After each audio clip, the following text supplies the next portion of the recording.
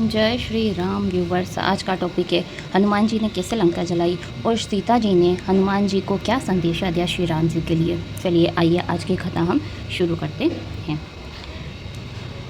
जब विभीषण कहते हैं कि दूत को मारना नहीं चाहिए, तब रावण कहता है कि यह बंदर की पूँछ में आग लगा दो।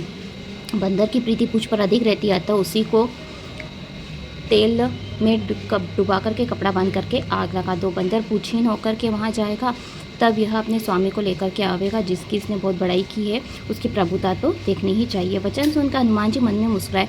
ज्ञात होता है कि सरस्वती जी ने उनकी सहायता की है। रावण के वचन सुनकर के मूर्ख निशाचर वहीं तैयारी करने लगे। लंका में वस्त्र घी तेल नहीं रहा। हनुमान जी ने खेल किया कि पूँछ बड़ी ही लंबी हो गई। हनुमान जी ने ऐसा खेल किया जैसे जैसे कपड़ा बांधते थे पूँछ बड़ी लंबी लंबी लंबी होती जाती थी। हनुमान जी को कोई लात मारता है तो कोई हंसी करता है। ढोल बज रहे हैं, सब लोग तालियां पीट रहे हैं। हनुमान जी को सारी लंका में घुमा करके पूँछ में आग लगा दी। आग लगी हुई देख हनुमान जी तुरंत ही छोटे हो गए और फिर कूदकर सोने की अटारियों पर चढ़ गए। उन्हें देखकर निशाचरों की स्त्रियां डर गई। भगवान जी की प्रेरणा से उस समय 49 पवन चलने लगी। हनुमान जी अट्टहास करके गरजे और आकाश में जा लगे। शरीर बहुत ही बड़ा परंतु हल्का था। एक मकान से दूसरे मकान पर भागकर चढ़ जाते हैं। लंका जल रही है, करोड़ों करार लपटें निकल रही है। सब लोग बेहाल हो रहे हैं। हाय भैया या हाय बप्पा, हमें कौन बचाएगा। इससे पहले कहा था कि यह बंदर नहीं है, कोई देवता ही बंदर का रूप धर करके आया है। महात्माओं का अपमान का फल होता है कि अनाथ के नगर के समान सारा नगर जल रहा है। महावीर जी ने एक ही क्षण में सारा नगर जला दिया, केवल एक विभीषण का घर नहीं जलाया। शिव जी कहते पार्वती हनुमान जी उन्हीं के दूत हैं जिन्होंने अग्नि को बनाया, इसी कारण से अग्नि से नहीं जले। कपि ने लंका को उलट पलट कर जला दिया और समुद्र में कूद पड़े। हनुमान जी पूछ बुझा करके थकावट दूर करके छोटा सा रूप बना करके जानकी जी के आगे हाथ जोड़ करके खड़े हो गए। बोले कि माता मुझे कुछ चिन्ह दीजिए जैसे श्री राम जी ने मुद्रिका दी थी। तब सीता जी ने चूड़ामणि उतार कर दिया। हनुमान जी ने प्रशंसापूर्वक उसे ले लिया। सीता जी ने कहा कि हे तात, प्रभु से मेरा प्रणाम कह करके कहना कि आप तो सभी प्रकार से पूर्ण काम हैं। आप अपने दीनदयाल होने का यश को याद करके मेरे भारी संकट को दूर करिए। हे तात, इंद्र के पुत्र जयंत की कथा सुनाना, प्रभु को उनके बाणों का प्रताप स्मरण कराना। यदि महीने भर में स्वामी नहीं आए तो मुझे जीवित ना पावेंगे। हे कपि, कहो किस तरह से मैं अपने प्राणों को रखूँ। तुम भी अब कह रहे हो जाने के लिए।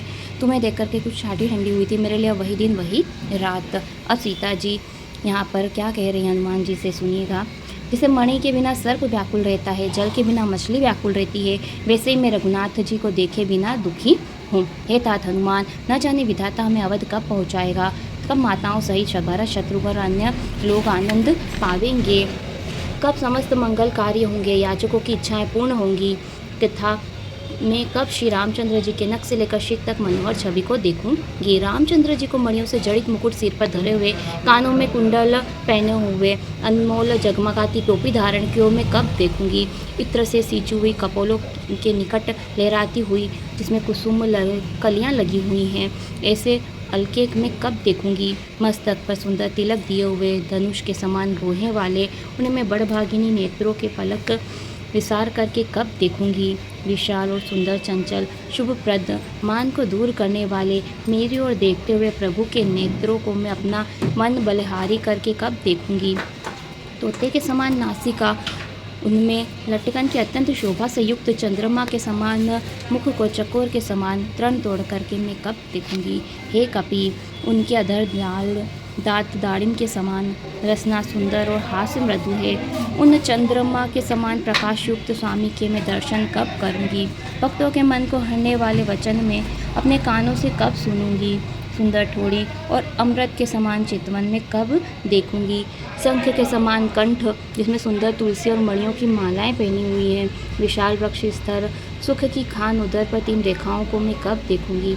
हाथी की सुंड के समान विशाल भुजाओं, कमल के समान हाथियों को मैं आभूषणों से युक्त धनुष बाण लिए हुए कब देखूंगी। सुंदर महीने जंगला पहने हुए, पीताम्बर डाले हुए, यज्ञों पवित्र से युक्त प्रभु के उदर का दर्शन मैं अपने नेत्रों से कब करूंगी। इसी प्रकार से सीता जी का विरह वर्णन यहाँ पर किया गया है। वह कहती हैं हनुमान जी से कहती हैं, तब हनुमान जी ने सीता जी को बहुत प्रकार से समझाया कि धीरज दिया। उनके चरण कमलों में शीश नवाकर रामचंद्र जी के पास चल दिए। चलते समय बड़ी जोर से गर्जना की, जिसे सुनकर के निशाचरों की स्त्रियों के गर्भ गिर गए।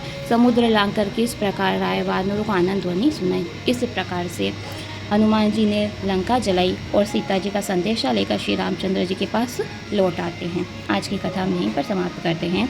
आने वाली वीडियो में बताएंगे कि हनुमान जी कैसे सीता जी का संदेशा श्री राम जी को सुनाते हैं। आप मेरे साथ राम कथा में जुड़ जाइए। जय श्री राम।